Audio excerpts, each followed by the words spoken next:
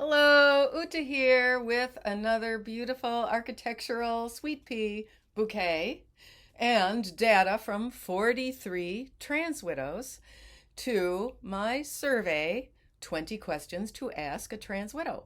Trans widow being the ex wife of a man who has decided that he needs to cross dress 100% of the time. Or even just 50% of the time, whatever it is. Here, let's get the young Uta up there. I'm feeling so clever because the light at this time of day is not the best for this little recording studio of mine, but I figured out a big piece of cardboard. Usually I use cardboard underneath the mulch in the garden as contractor cloth. So, this is take number 3. I'm trying to go through this and have all 20 questions answered, and the data on 43 of us. And so I'm just going to plow through. The first piece of it is that I want to talk about the children.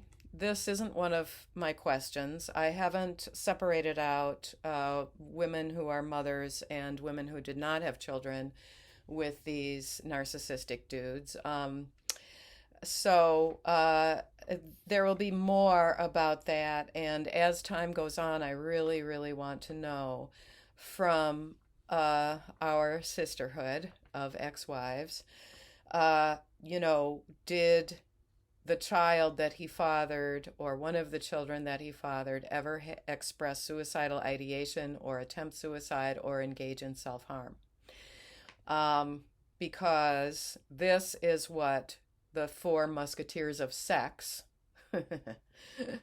Ray Blanchard, James Cantor, J. Michael Bailey, and Kenneth Zucker, never did any long term research into the ramifications for the wives and the children. And Ray Blanchard said something really insulting, such as, "Oh, the wives don't like it."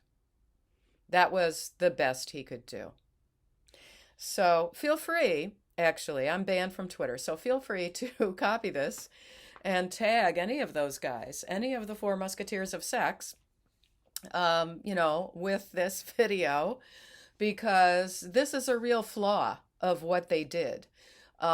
They are all backtracking now that it's gotten completely out of control, and these procedures and hormones and injections and so on are being carried out on children, which, yes, I recognize that they didn't set out for that to happen. However, they have PhDs or, medical degrees or whatever. They should have thought about how does something as drastic as a man now saying he's female affect the family and society. Because I know siblings who are very extremely affected by this. I've profiled some of them, and what I'm finding and hearing from women like myself is that we do get PTSD.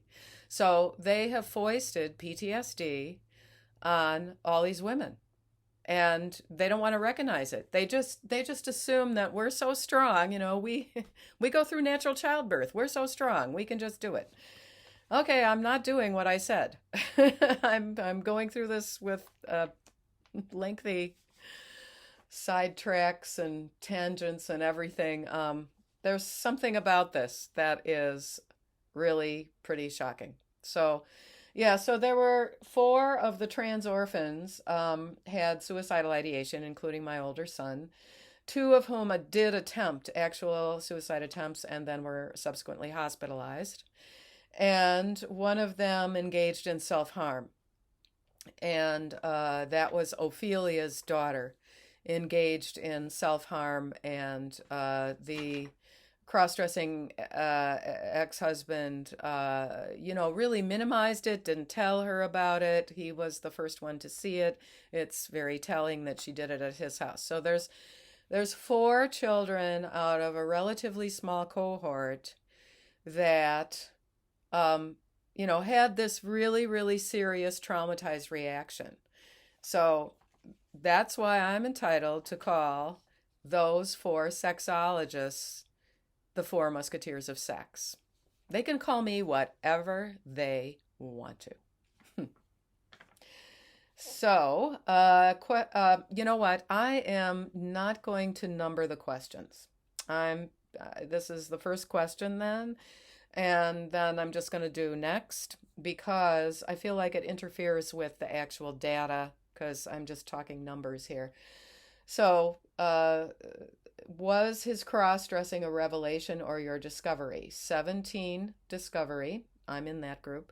18 revelation, and 8 was unknown because the interview that I watched was just when I found out about this, da da da. So I think it's important. These guys who do the revelation think that they're special because they're being so honest, but it's really just as shocking when it's a revelation or a discovery. Then did he tell you that it's under control, it's not that frequent, and then it escalated out of control? Out of 43 of us, 21 said yes. 3, did he select a therapist? Did that therapist or he claim that the marriage is now a lesbian relationship? 11 of us out of 43, yes. He or that therapist claimed that it was a lesbian relationship. So that is erasure of a woman's past who chose to marry a man. That is erasure. Even if you were naturally bisexual, it is erasure of your past. Next, did he put money in a secret account or other venue and spend it on wardrobe, makeup, electrolysis, etc.? Did he incur credit card debt for his spending? Out of 43 of us, 14. The answer is yes. Did he wear your clothing or makeup? Out of 43, 16 of us, yes. And a lot of us didn't. I think this is sort of like underreporting. Sometimes we didn't know. But there are some real egregious cases where, he overtly took her panties and stretched them out or showed up in them. I mean, it's not a joke. It's just not a joke. Next, did he suggest or cajole you into so-called sex role play whereby you are supposed to use a so-called strap-on or other sex toy and play a so-called male role in the sex act? 13 of us, the answer is yes. Now remember, in this question is suggest, coerce, cajole. This isn't forcible, but it's pressure. It's gaslighting, etc. 13 of us, yes. And in one case, the woman hurt her C-section scar with this ridiculous piece of equipment. Next, did a therapist suggest any of the above, as in the last question? It's important to know whether a mental health professional participated in this gaslighting. So 5 of us, yes. And I'm one of those. Ruth the charlatan, a non-certified so-called therapist, made all these suggestions to me, and I've talked about that in other places. Next, did he defame you or vilify you in affidavits submitted to court, or defame or vilify you on social media? 18 of us, 18 out of 43. He vilified us and accused us falsely of things. And this is actually really sanctioned because the phrase words are violence and nonsense like that um, is being thrown around. Next, did he claim to any therapist or a group of friends that you abused him? Physically, four of us, yes. And the thing about, like they all claim that we are verbally abusing them when we refer to them as their biological self. So I don't even know how to count, the the rate that the cross sex ideating man accuses the wife of verbally um, abusing him. Um, that's kind of codified into their. As soon as you say you're not a lesbian and you're not interested in this, they call that verbal abuse. Next, did he attack you physically? Okay, so nine of us that happened. That did not happen to me. Um, and two of the physical, now this is physical non sexual attacks. That comes up later. Nine of us, yes. And two of those nine, it was choking, and only the two of those times, in the two choking cases, she called the police. Did he force unwanted sex on you? And did that happen more than once? And were the police called and stuff? So the basic answer from 15 of us is yes. Now, I did not have that, but 15 of us, the answer is yes. And there were 3 rapes. Now, none of these were reported. None of this sexual violence was reported to law enforcement. And in one case, this was in Scandinavia, shockingly, he also pimped her out to other cross-dressing male friends of his. So this is what I just described. Next. Um, did you live below the poverty line or require governmental or family financial assistance at any time after the end of the relationship? Or were you unable to leave because of money? 15 of us, yes. I think this is underreporting, but it's so amazing how some of these women are so honest. Like they say, well, my parents helped me out, so I didn't live in poverty. So this all kind of has to go together because this is this man being completely irresponsible about, um, you know, the partner that he was in a serious relationship with or his wife, and not his complete indifference about whether she has food to eat. Uh, as I've said, I ate peanut butter on toast and called it dinner, but as I now add to it, the cardiologists think that's a good idea. Did any members of the clergy, priests, rabbis, ministers, suggest that you have to give in to his request and try to keep your family or marriage together? 3 of us, yes. Did a lot of people, the response was, we were not in a religious kind of context. Did anyone, a therapist, friend, husband, or family, suggest that you are now obligated to share Mother's Day with him? For 2 of us, yes, that was overt. In your own individual therapy or in the process of finding a therapist, did any mental health professionals tell you that he is to be referred to in your therapy for your recovery as she, her, and by the new name, and as my ex-wife and all this kind of thing? 7 of us, yes, 7 out of 43. A mental health person who is supposed to care about a traumatized woman told that traumatized woman to say her penis, right? Did you lose a set of friends? But in the process of this at any time, 15 of us, 15 out of 43 said we lost friends. I think that there's underreporting on this because in some of the interviews, this isn't handled. There's only so much time for these interviews that are online and so on.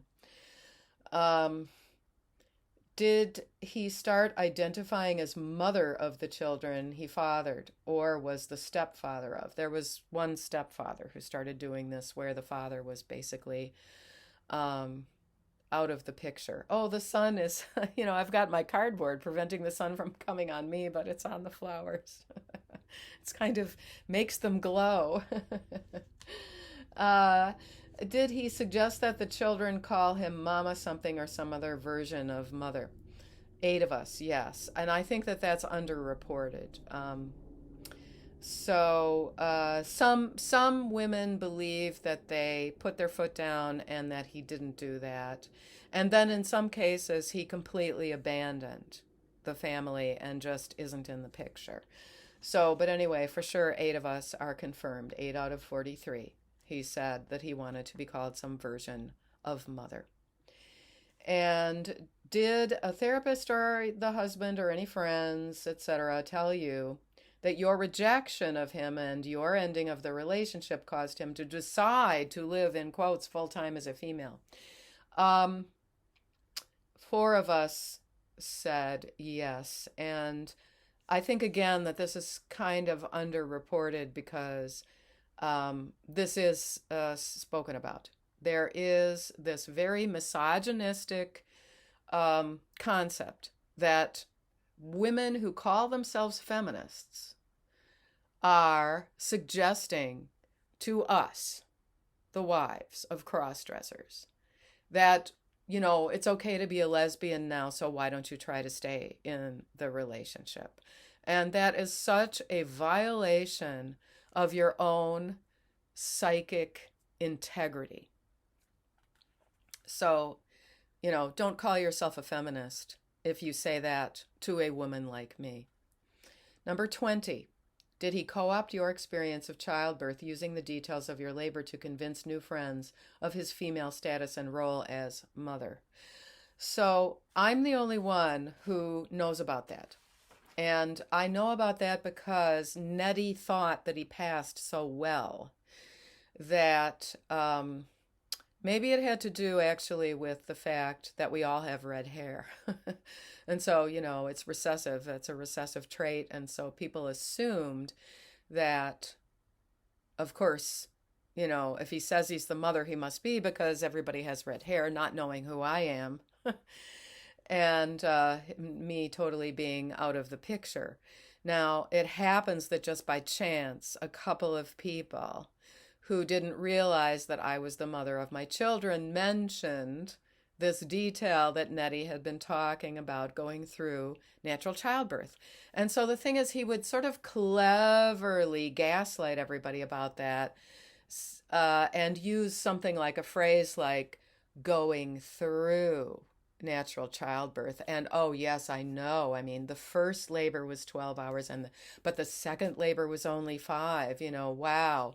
And he was, he's just really clever, a clever sort of narcissistic whatever narcissist. And he made statements like that. This is my son, da da da. And then people say to the kids, oh, your mom, so on. And I know this because my 5-year-old son came back during that traumatic year. They were 5 and 8 when this whole, for sure decision played out. And he came back to me and he said, Mom, this is a lie. Why are people lying and calling Nettie mom? Saying we leave the store and they're saying, now be good to your mom, fellas. And the thing is, those people were virtue signaling because Nettie actually doesn't pass. He has big male teeth. He has a big male jaw. He has a big male brow. He has a male Adam's apple. He has a male ratio of shoulder to hip girdle. And he has the big hands and the big feet. It is, and there are these tells. I have another video about that, whereby you are able to tell in 1 second, that's one of those guys. And there are people who they see the breast implants and they just say to themselves, okay, breasts, it's a woman. Especially men are like that. So, but men, I will tell you, in order to protect yourselves, if you're a single man and you really don't want to get involved with something like this and be accused of stuff or, uh, have an incident, then you need to know these tells. So I'm going to be discussing this on Monday at probably 10 Eastern Time. This is uh, July 17th, Monday, July 17th at 10 a.m. Eastern Standard Time and 4 p.m. South African time. I'm going to be, if it all works out, streaming on StreamYard with Lucky and his friend on Reality Check SA. So that's all one word, Reality Check, S as in South, A as in Africa. And do check out their channel. Um, and uh, and I think it'll be interesting. I'm kind of expecting some trolls. I warned them about that. So, this is, I'm going to put the whole thing in the sun here. Look at that. Ah! Be well in mind and body always.